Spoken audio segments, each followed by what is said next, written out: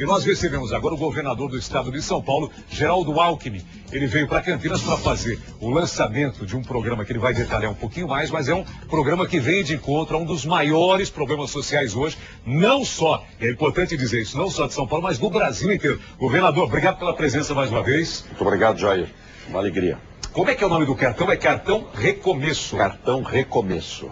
Então, as famílias, né, que têm jovens, pessoas com dependência química, depois do tratamento, pode ficar 6 meses numa comunidade terapêutica para poder readquirir profissão, arrumar emprego, enfim, refazer a sua vida. Faz a desintoxicação, ou seja, a libertação do vício, e paralelo a isso também um encaminhamento. Exatamente. Então, geralmente, casos mais graves vão para o hospital, faz a desintoxicação, 15 dias, 20 dias, e ao invés de voltar para a rua, ele vai para a comunidade terapêutica.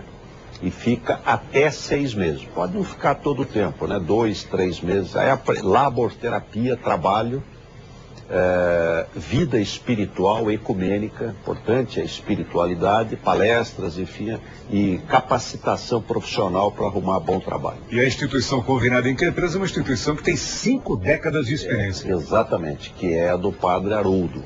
Então, o cartão Recomeço, nós estamos contratando mais de 50 instituições do estado de São Paulo. A gente paga R$ 45 por dia, dá R$ 1.350 por mês.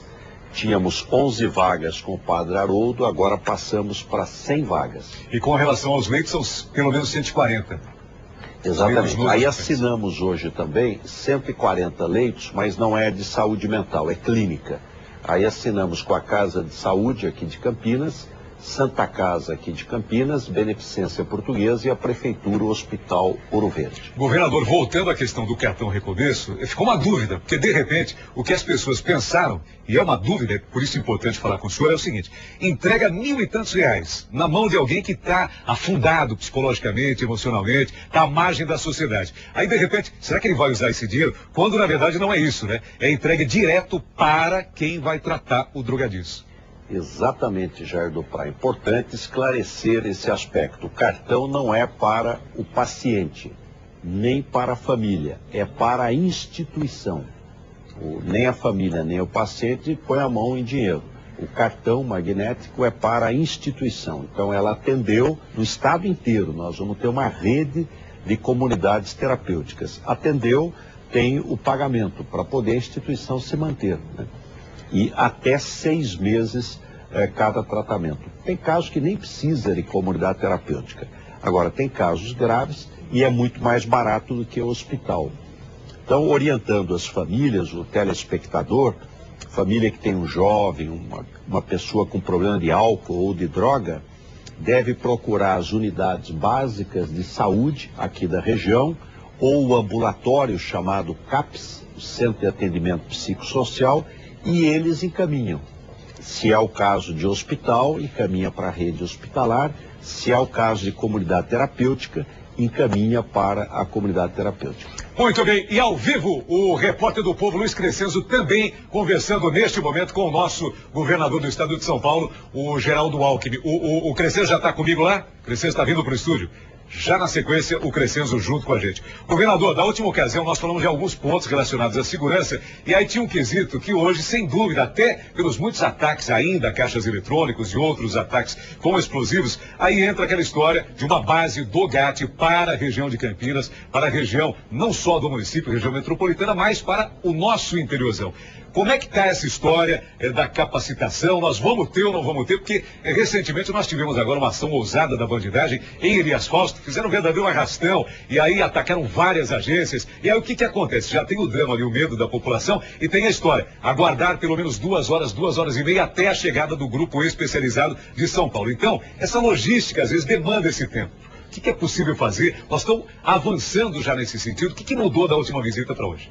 Olha, as novidades, Jair do Prá, são primeiro a segunda seccional, que a gente espera em janeiro ter mais uma seccional de polícia aqui em Campinas, na região lá do aeroporto. Depois um novo batalhão especial, um novo batalhão de choque, que a gente espera até dezembro estar inaugurado. Será na sede do CPI 2, do Comando de Policiamento aqui da PM, que vai reunir a Força Tática, vai reunir ROCAM, vai reunir Cavalaria e Canil, todos no mesmo local, um novo batalhão praticamente de choque aqui para a região. Depois, mais policiais, nós teremos mais policiais civis, investigadores, escrivães, delegados e agentes policiais. Eu vou verificar mais especificamente esta questão do grupamento técnico para explosivos. E aí depois eu lhe dou uma informação mais detalhada. E queria transmitir ao telespectador uma boa notícia, porque acabaram de sair os indicadores do mês de agosto. Então nós tivemos agora em agosto do ano passado, 22 homicídios em Campinas. Agosto desse ano, 13 homicídios. Então houve uma queda grande. O que melhorou? Homicídio caiu, estupro caiu, roubo caiu, furto caiu. O que lamentavelmente aumentou? Foi latrocínio.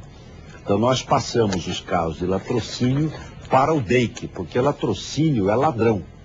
É quem vai roubar e aí acaba matando a vítima. Então hoje quem faz investigação é o DEIC. A gente prendendo o ladrão reduz o latrocínio. Mas importante queda em agosto em Campinas, homicídio, estupro, roubo, furto e lesão corporal.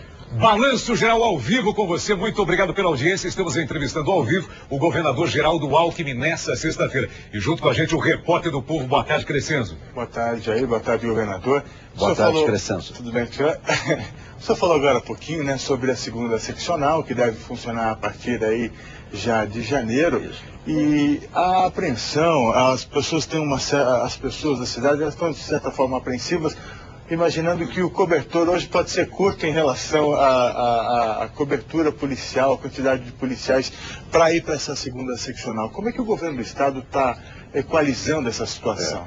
Crescenzo, nós vamos ter um aumento de policiais civis, polícia investigativa e judiciária. Então a segunda seccional não vai dividir o número de policiais atuais. Nós vamos ter um incremento de policiais. Então nós já temos policiais, delegados, investigadores, escrivães e agentes, já uma parte fazendo academia, Cadepol, sai aí nos próximos meses, e outra parte fazendo concurso público. Mas para ter uma ideia, serão mais de 2.600 novos policiais civis. Aliás, queria dizer ao telespectador, quem quiser ingressar na polícia, esse é um bom momento. Porque 2.600 vagas para a Polícia Civil, desde delegado até o agente policial, 1.600 vagas para a Polícia Técnico-Científica e 4.000 para a Polícia Militar. Então, quem quiser entrar na polícia, é um bom momento de fazer concurso. O governo do estado também, dentro do plano de cargos e salários, acabou com o delegado quarta classe. Isso de certa forma... O que nós fizemos, Crescenzo? Nós tínhamos 4 classes, né? Nós acabamos. Então, quem ingressa na carreira, um delegado, ele já entra a terceira classe. Para dar um estímulo a mais. Para dar um estímulo a mais, melhora o salário. Demos 15% de aumento em 2011, 12% em 2012 e 7% agora. E extensivo a todos os inativos, aposentados e pensionistas. Polícia Civil, Militar, Científica e agentes penitenciários. E demos a carreira jurídica para o delegado, que agora está se regulamentando. Tem uma pergunta que a gente sempre faz, né, Jair, e a gente vai continuar cobrando, que é a questão do segundo helicóptero para a cidade de Campinas. A gente hoje tem o Águia, que é o primeiro Águia do interior do estado de São Paulo, quando veio para Campinas, mas hoje a gente percebe claramente que essa demanda é muito maior. Inclusive ontem, né, nós tivemos um acidente aqui na cidade de Campinas com um acidente com um ônibus em que o Águia foi usado no socorro às vítimas de maneira, como sempre, exemplar, mas de certa forma fica o buraco para que o Águia continue fazendo o policiamento. A gente já cobrou isso do senhor numa outra ocasião, eu volto a cobrar para saber se existe essa perspectiva. Crescenzo, nós temos 22 helicópteros do grupamento Águia, né? Esses esquilos turbinados, né? Ele é mais potente para poder ter mais agilidade. E temos, além daquele Robson 22, que é que forma os pilotos da polícia. São os melhores pilotos do Brasil. Então, agora que a gente distribuiu por todo o estado, primeiro era só São Paulo e Campinas. Hoje não, você tem Presidente Prudente, Bauru, Rio Preto, Ribeirão Preto.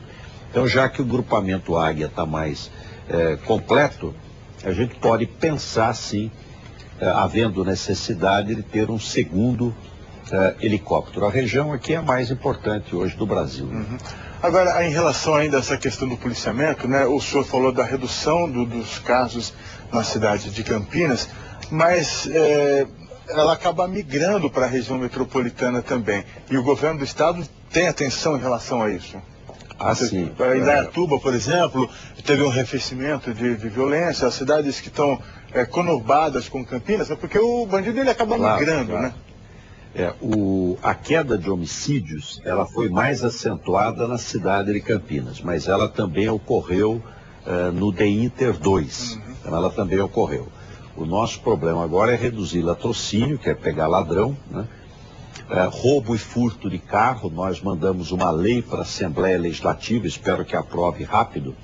Tinha muita problema de sonegação e de crime em combustível. Nós aprovamos uma lei dizendo, se pegar cometendo ilícito, lacra, fecha, não pode trabalhar mais em São Paulo. A mesma lei moralizou a área de combustíveis. A mesma lei nós mandamos para desmanche de automóvel. Hoje uma motocicleta, Jair do Prá, você desmancha em 15 minutos, 20 minutos.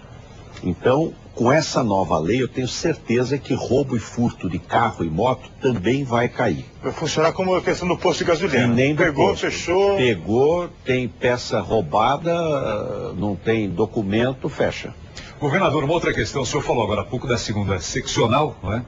E a implantação deve acontecer nos próximos meses. E aí gera uma seguinte situação, um seguinte questionamento. Alguns DPs, em função dessa reorganização, alguns DPs, foi anunciado, serão fechados, né?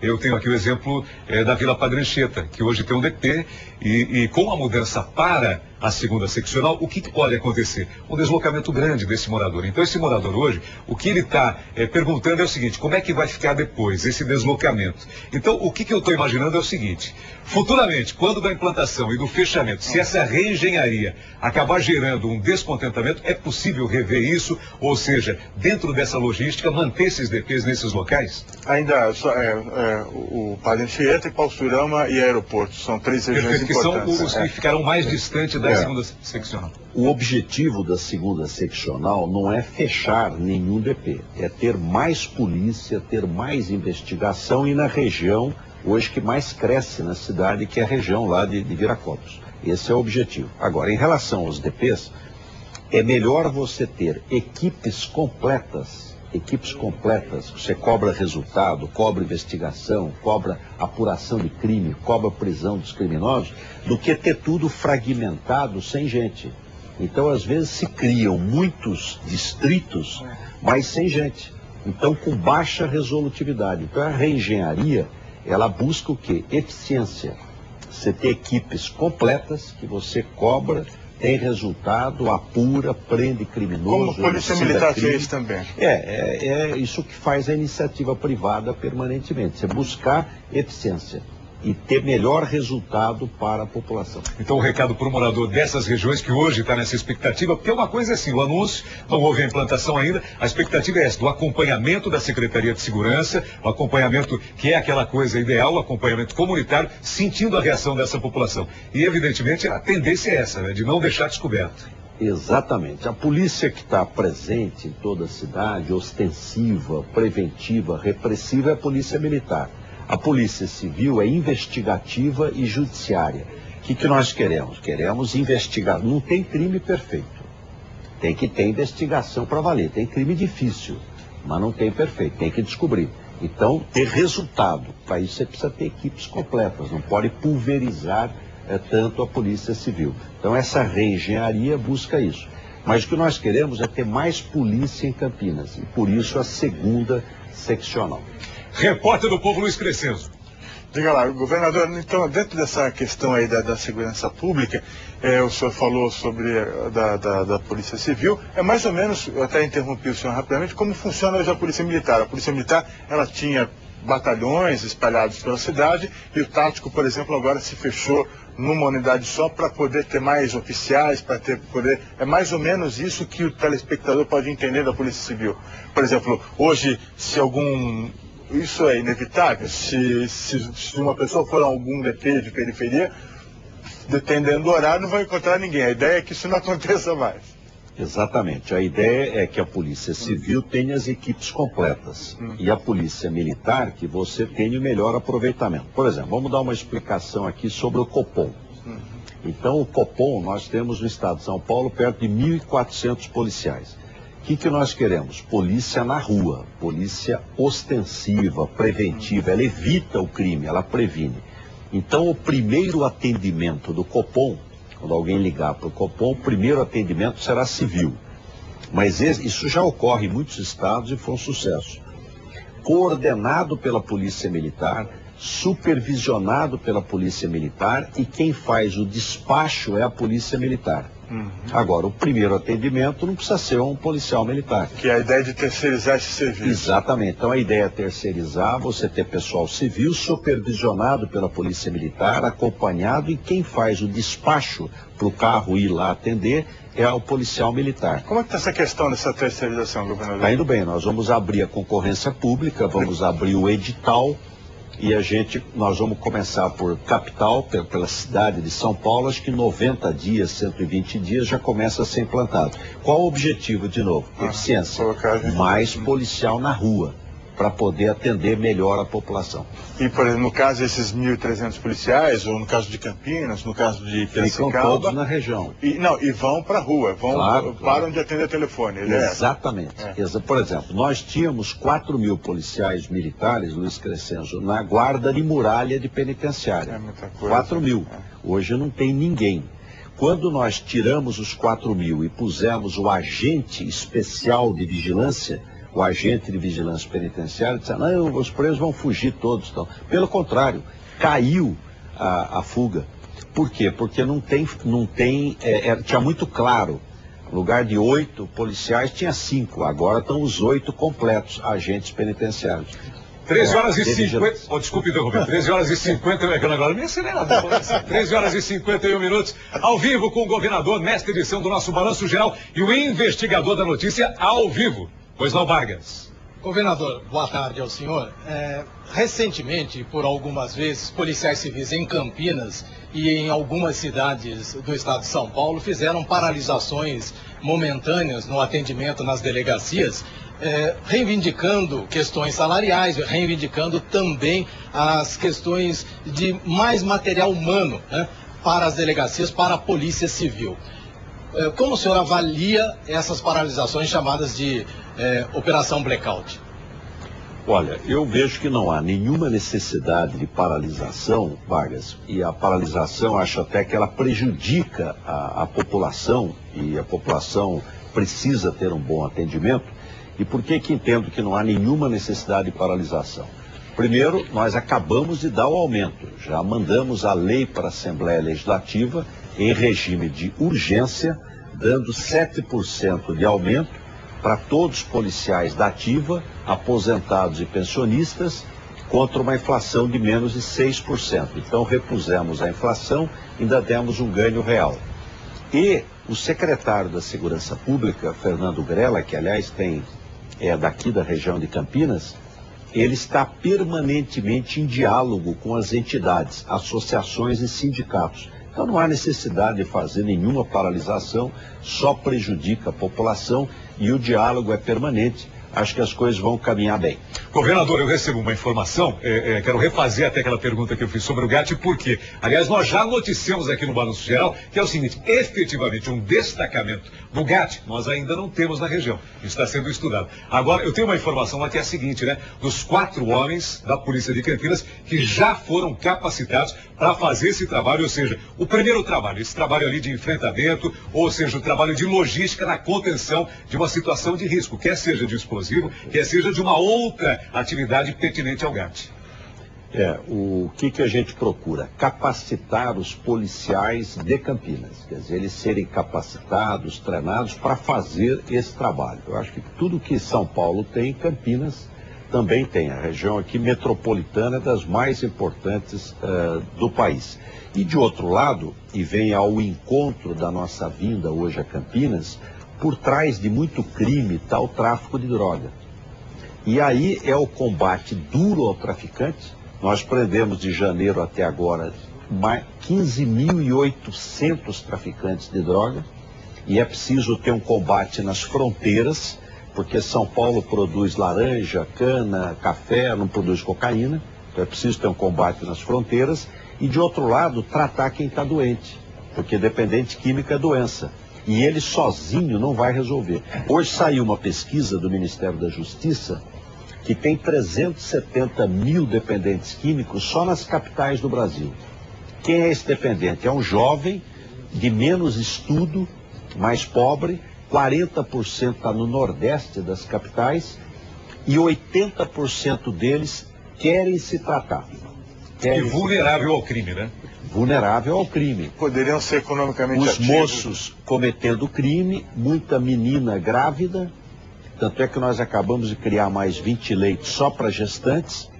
Então eu vejo que esse trabalho nosso, no sentido de combater o tráfico de droga, duramente em São Paulo, prendemos 15.800 traficantes. E de outro lado, de tratar o doente, que é o dependente químico, aqui começando por Campinas, com o Instituto do Padre Haroldo, ele vem também ajudar a segurança. Governador, mais uma vez, muito obrigado pela sua presença. Um abraço ao senhor e a toda a sua equipe. Muito obrigado, Jair do Prado.